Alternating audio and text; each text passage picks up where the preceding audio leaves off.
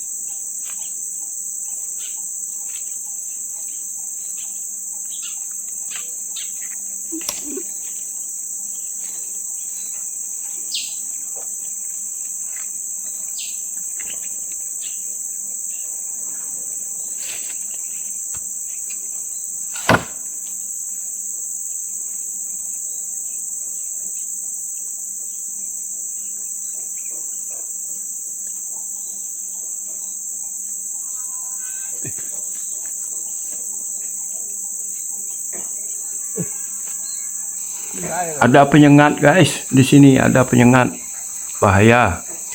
Nur gitu kan, bahaya.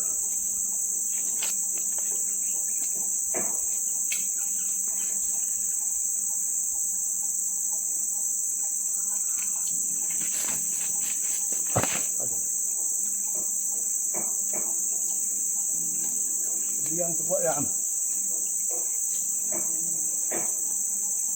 Naik.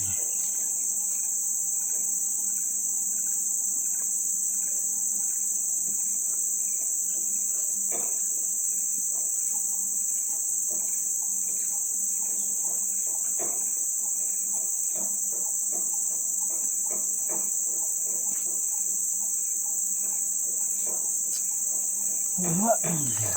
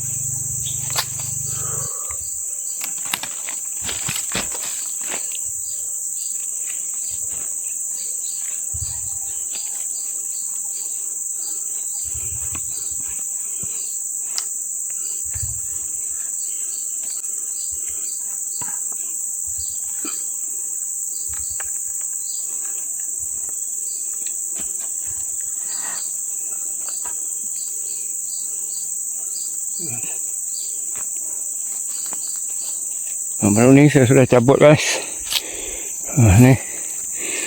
Ni saya sudah cabut. Saya nak pindah ke tanah saya sendiri sana guys. Lagi berapa batang lagi. Panas sudah guys. Nanti kita sambung balik lah petang. Sekian saja video daripada saya pagi ni. Jangan lupa share, komen dan subscribe Akik Atoy channel. Bye bye. Mantap guys.